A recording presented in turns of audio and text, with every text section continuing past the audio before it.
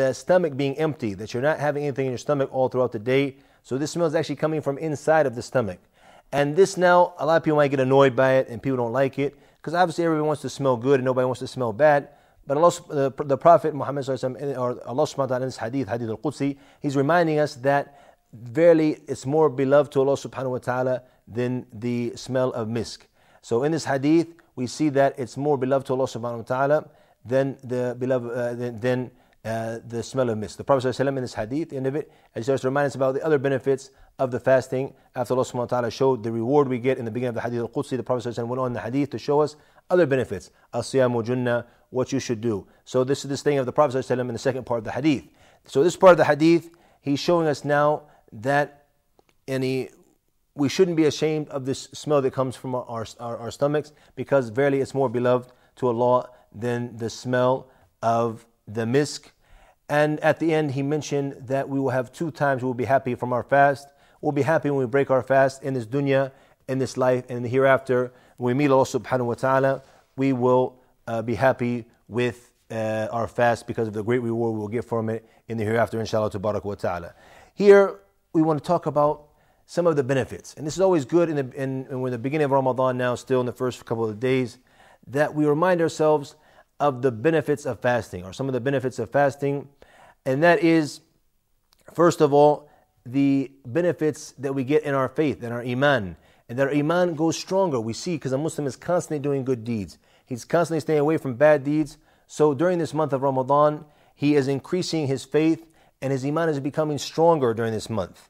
Also, he is gaining the taqwa, as you mentioned in verse 183 in Surah Al-Baqarah, that from the main reasons that fasting was prescribed for Muslims, لَعَلَّكُمْ تَتَّقُونَ, that perhaps you will gain the taqwa, that perhaps they will gain the taqwa. So we gain this piety, we gain this fear of Allah subhanahu wa ta'ala during the month of Ramadan more so. So this is one of the main benefits we gain from our fast. Also, from the benefits we gain is the social benefits. How do we gain social benefits during the month of Ramadan? In many different ways. First of all, we find everybody takes care of other people during Ramadan. The person who is rich, he remembers the blessing of Allah subhanahu wa ta'ala. This is a benefit in itself. They remember the blessing of Allah subhanahu wa ta'ala. Another blessing, another benefit is that we give to the poor people more during this month. So it's reminding us about, when you feel that hunger, you feel that thirst, you remember your brothers who are less fortunate than you, and then you strive to help them by giving them sadaqah, by giving them charity, in order for them to have what they need during this blessed month. So there are many benefits, any social benefits, by giving charity, by helping out other people during this blessed month. Also, one of the social benefits we gain is that the Muslims, they come closer as a community during this month, because during the year, people get busy with their everyday lives and they forget maybe about their neighbors, they forget about the brothers in the masjid. But here we all come together. In a lot of areas, they actually break their fast in the masjid, or you'll find if they're not breaking their fast in the masjid, he'll send something over to his neighbor, or he'll invite his neighbor over today, break your fast with me, and then he'll say, okay, tomorrow everybody come break their fast with me. So you'll find the visits that they weren't doing throughout the year, it's starting to happen now. Everybody's going to this house or that house, and they're all coming together, and they're praying the 5 daily prayers in the masjid together, they're praying the night prayers together. So all of these are great social benefits that the society benefits from Ramadan. Also, the health benefits that we gain from Ramadan. Throughout the year, 330 days throughout the year, we're constantly filling our stomach. We have the breakfast in the morning, how many coffees, snacks, cakes, whatever we eat during the day, and then we go to after that we have the next lunch, and then we have more snacks when we come home, then we have dinner, and then we have another snack. So we're constantly just attacking our stomachs throughout the year. So if we don't eat too much during Ramadan, like a lot of Muslims unfortunately do, if we benefit from Ramadan, we focus on not eating so much, eating enough to keep our body strong and make us go through the fast, then we will benefit great health benefits, because our stomach now is getting a time to get off. You as an employee, as a human being, why do you have a vacation, a yearly vacation? Almost all companies throughout the world, they give at least 30 days for vacation, because you as a person, you can't take an entire year. Also, your poor body, your poor stomach, it can't take an entire year of you harming him by constantly pushing food in. So now it gets 30 days to rest. So that's why during the evenings we need to focus on not eating too much, and letting it benefit from these health benefits from the fast. There's so many other health benefits as well. You can go back and you can do some research, and you'll find there's actually a lot of benefits in fasting and that you gain through the fast. One of the key benefits we gain from fasting as well is that fasting, it teaches us patience. And we're in big need of patience in everyday life because life is not easy. We've been put here to be tested, to see what we're going to do in this dunya.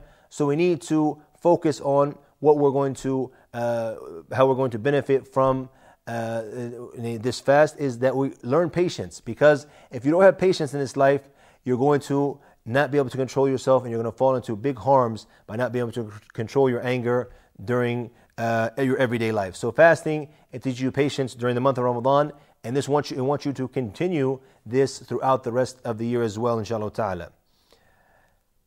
Also, we mentioned that it reminds us of the poor people and their need. And as the Prophet ﷺ mentioned in the hadith, he mentioned the hadith al-Qudsi in the Prophet ﷺ at the beginning of the episode. He mentioned other benefits in the hadith as well about the fasting, that as-siyam is the junnah, and that is that the siyam is al-junnah. It's a shield that is actually guarding you in this hadith.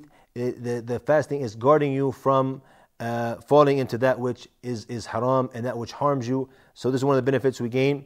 And one of the great benefits we gain from the fast is the great reward we get. And we mentioned in the first episode that there's 3 narrations of the hadith, that in the 3 narrations, that whoever fasts the month of Ramadan through iman wa ihtisab, meaning man sama Ramadan iman wa ihtisaban, غُفِرَ لَهُ مَا تَقَدَّمَ مِنْ ذَنْبِهِ, that whoever fasts the month of Ramadan through iman, through his iman and through his ihtisab, that he really wants the reward from Allah subhanahu wa ta'ala, that he will have all of his past sins forgiven. And in the other hadith, whoever, this is the fasting, man qama Ramadan, another hadith, the same hadith, and whoever prays, meaning stands, means standing in prayer during the month of Ramadan, meaning the night prayer, that he will have all of his past sins forgiven as well, through his iman and through his requesting of the reward from Allah subhanahu wa ta'ala. Also, we mentioned that the hadith, man qam laylatul qadr iman wa ihtisaba, غُفِرَ لَهُ مَا تَقَدَّمَ مِنْ ذَنْبِهِ, that whoever prays or is standing in the night prayer and is praying during the night of Qadr, the night of decree, which is in the last 10 days of Ramadan, that he will have all of his past sins forgiven. So this is just one of the many benefits that we gain from the social benefits, from the health benefits, from the growing in iman, from the sabr. SubhanAllah, the sabr in itself is enough, the patience. And look how we benefit so much from this. The importance of sabr in Islam is so many that's mentioned more than 90 times in the Quran itself.